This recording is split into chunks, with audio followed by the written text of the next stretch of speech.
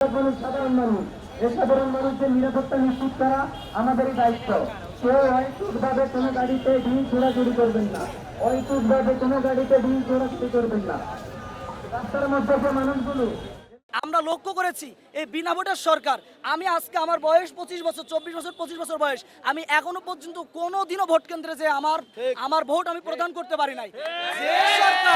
যে সরকার বিনা ভোটে দীর্ঘ 3 মেয়াদে এই বাংলাদেশে অবস্থান করে হাজার হাজার কোটি টাকা বাংলাদেশের বাইরে পাচার করতে পারে, মানুষের জানমাল নিরাপত্তা না দিয়ে, মানুষের জানমালের ওপর দিয়ে, মানুষের রক্তর উপরে দাঁড়িয়ে নিজেদের ক্ষমতা চিরস্থায়ী করতে চাই। আমি বিশ্বাস করি বাংলাদেশের ছাত্র সমাজ শুধু নয়, বাংলাদেশের সকল শ্রেণী পেশার মানুষ এই আওয়ামী লীগ খুনি হাসিনা সরকার সহ তাদের কাউকে, আমি বিশ্বাস করি কাউকে চায় না। যদি চেত তাহলে একটি গণবিপ্লব তৈরি হতো না। ভোর 6টা থেকে আসি আমরা, আশাবাদী আমরা রাত 10টা পর্যন্ত আমাদের সমন্বয়ক বিন্দু যত সময় আমাদের অবস্থান করতে বলবেন আমরা তত সময় এখানে অবস্থান করব।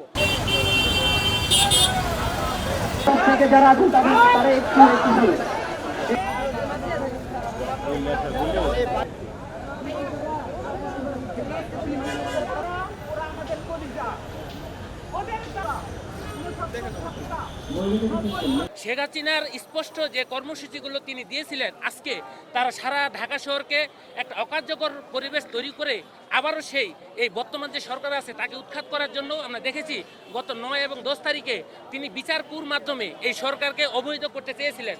তারই অংশ হিসাবে তিনি সারা দেশের সমস্ত আওয়ামী লীগ এবং আওয়ামী লীগ, যুবলীগ, ছাত্রলীগের সন্ত্রাসীদেরকে শেখ হাসিনা মুঠোফোনে তিনি বার্তা দিয়েছেন এবং এই কারণে কিন্তু গোপালগঞ্জে দেখছেন একজনকে গ্রেপ্তার করা হয়েছে যিনি শেখ হাসিনার সাথে কথা বলছিলেন। অতএব আজকে যে কর্মসূচি এটা চলবে যতক্ষণ না পর্যন্ত এটা উপর মহল থেকে, সমন্বয়ক বৃন্দ থেকে এটা নির্দেশ না আসবে। আমার বাড়ি গোপালগঞ্জ, এই বিশৃঙ্খলা সৃষ্টির জন্য তারা বিশ্বকে দেখাবে এরা একসঙ্গে আজকে সকল হিন্দু সাম্প্রদায়িক বাড়িঘর লুটপাট করবে, আগুন দেবে এবং এইটা বর্তমান ছাত্র সমাজের যে দ্বিতীয় স্বাধীনতা আমরা অর্জন করেছি 24 আগস্ট, 5ই আগস্টে, অতএব এটাকে নস্যাৎ করার জন্য ওরাই কূটকৌশল করছে, ষড়যন্ত্র করছে।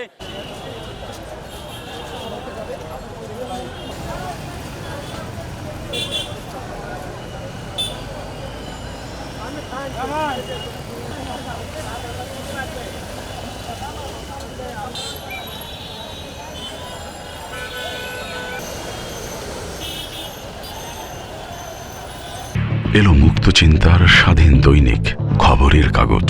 এখন খবর হবে নিখাত, নির্ভীক, নিরপেক্ষ।